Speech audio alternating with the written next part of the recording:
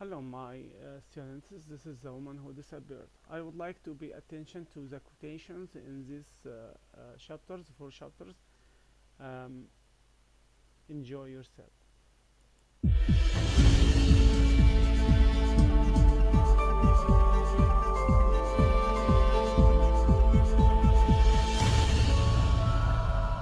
Practice and test. Chapter 1. The Woman Who Disappeared by Philip Prowse. Chapter 1. A Visitor. My name's Samuel, Lenny Samuel. You can call me Len. I'm a private eye. A private eye is a private detective. A detective who will work for anyone who will pay him. I'm not a policeman.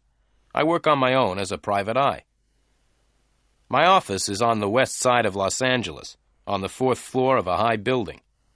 There are only two rooms in my office, the outer room and the inner room. The outer room is the waiting room. There are 4 chairs in the waiting room, although there are never 4 people waiting to see me. In fact, there is usually no one at all waiting to see me. In the inner room, there's a cheap wooden desk. There's a big wooden chair for me to sit on, and on the opposite side of the desk, there's a low metal chair for my visitors. The rest of the furniture in my office consists of a large, empty metal cupboard and a low bed in one corner. When there is a lot of work, I sometimes sleep in the office. The notice outside my door says, L. Samuel, Private Detective. That's me. I'm quite tall, nearly 2 meters, and I weigh 80 kilos. A lot of men say that I'm ugly, but women seem to find me attractive. I've got brown eyes, brown hair, and very nice teeth. I had a good nose, too, until someone broke it in a fight last year. Recently, I haven't been very busy. In fact, I've had very little to do. However, I did have some work last month. It all started late one afternoon when I was sitting in my office. I had just finished cutting my nails, and I was about to clean them. Suddenly, I heard someone walk into the outer room. I always leave the door of the outer room open in case anyone wants to come in and see me. When I heard the footsteps in the outer room, I wasn't very surprised. I thought that someone had made a mistake and come into the wrong office. It was probably someone looking for the doctor next door. But a moment later, there was a very quiet knock on the door of the inner room. "Come in," I shouted, and put away the scissors I had been cutting my nails with. The door opened, and in walked one of the most beautiful women I had ever seen.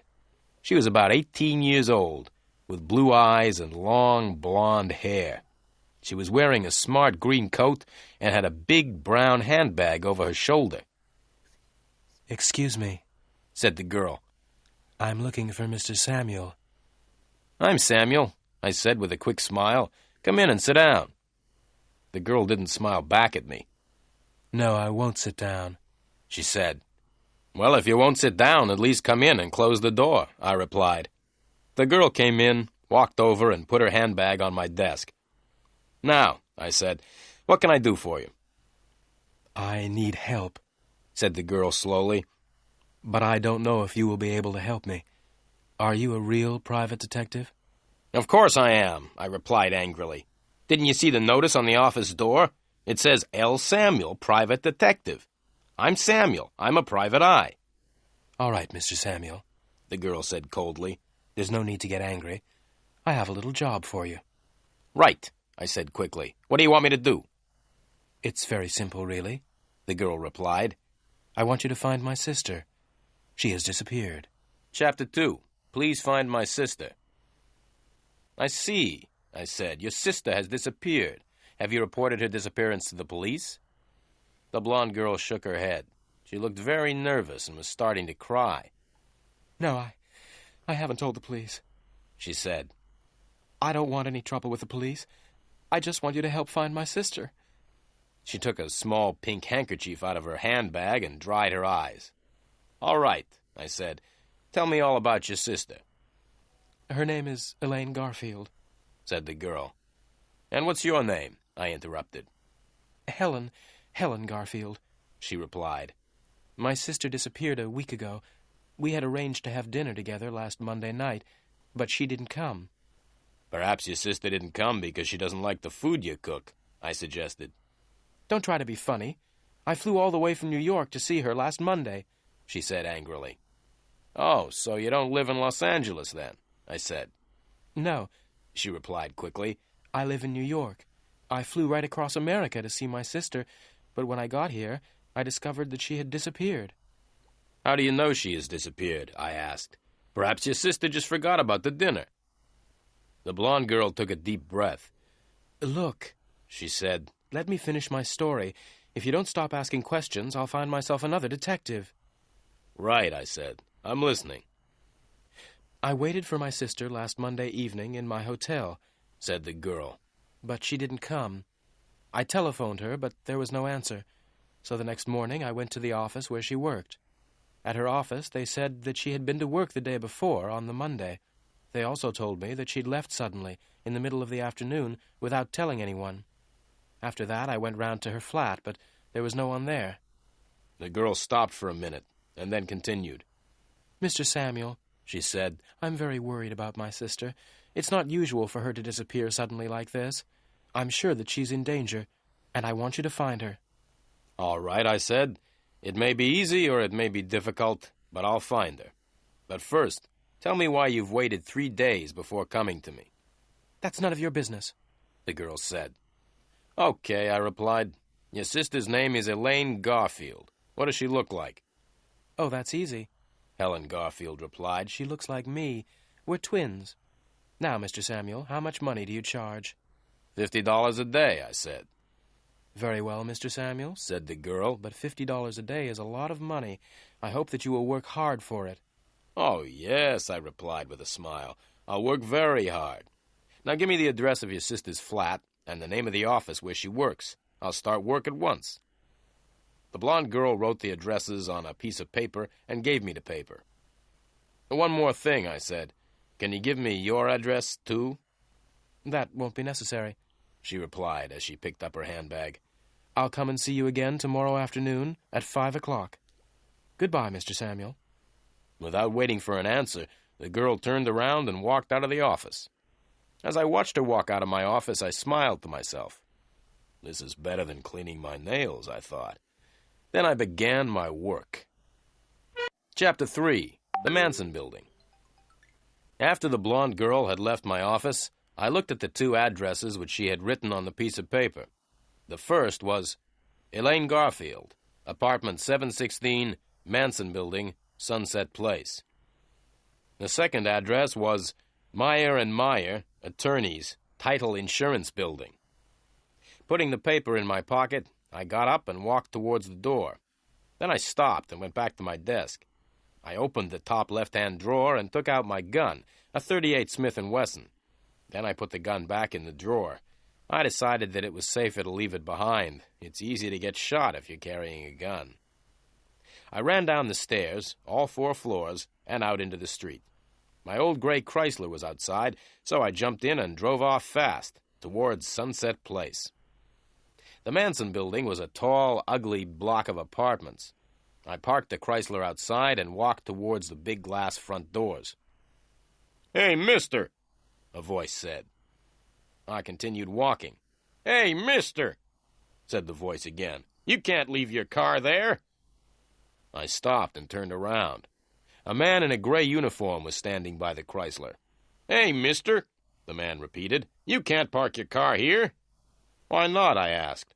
"Because only people who live in the Manson Building can park here," he replied. "So," I said, "how do you know that I don't live in the Manson Building?" "Because I'm the porter," the man replied. "I work in the entrance of the building and let people in and out of the door. I know everybody here." "Right," I said. "Then please let me in." The porter and I walked up to the big glass front doors, and he let me in. "Who do you want to see?" the porter asked. "Miss Elaine Garfield," I said. "She lives in apartment 716. "I'm sorry," the porter replied. "Miss Garfield is out." "When did she go out?" I asked, trying not to look interested. "Mind your own business," said the porter. "I'm not going to tell you, and I'm not going to let you go up to Miss Garfield's apartment when she's not there." "Why don't you go for a walk?" I said to the porter, and put $5 in his hand.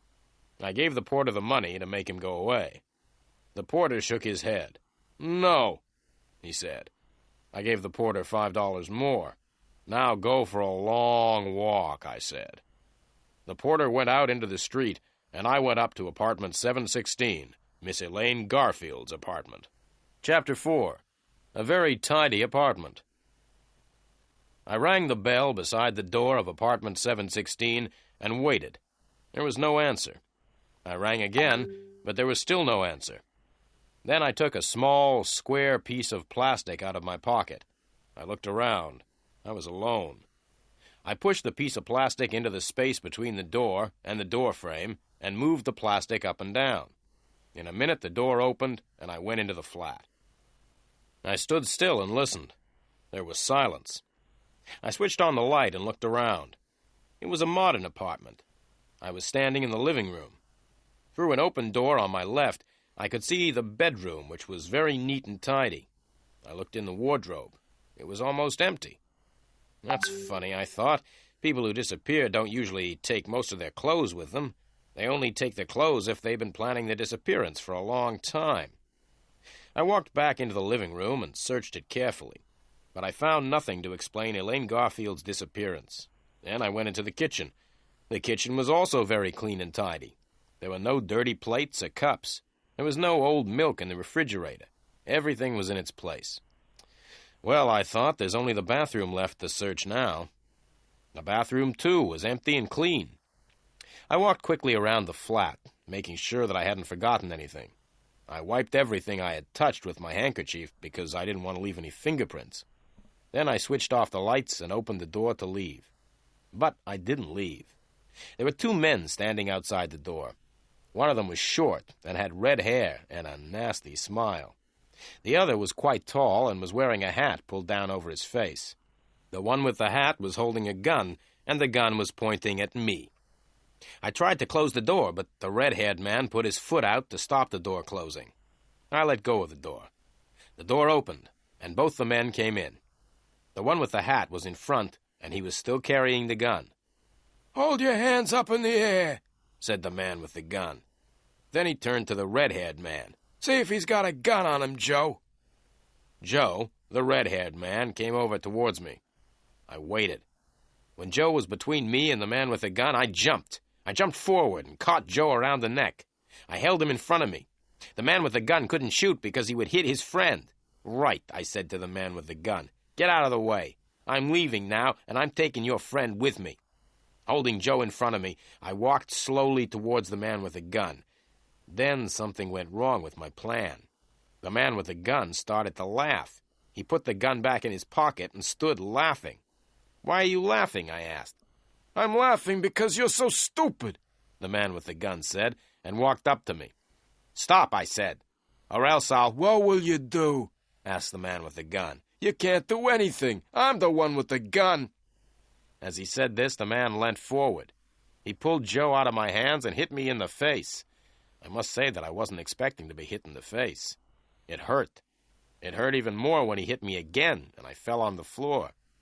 I lay still on the floor, hoping that the two men would go away. But they didn't go away. Instead, they picked me up and hit me hard on the head. Everything went black. I lay on the floor. I was Chapter 5. Meyer and Meyer. Thank you for listening to these 4 chapters. I hope that you are good and good you. Goodbye, Mr. Ihab Stevenot.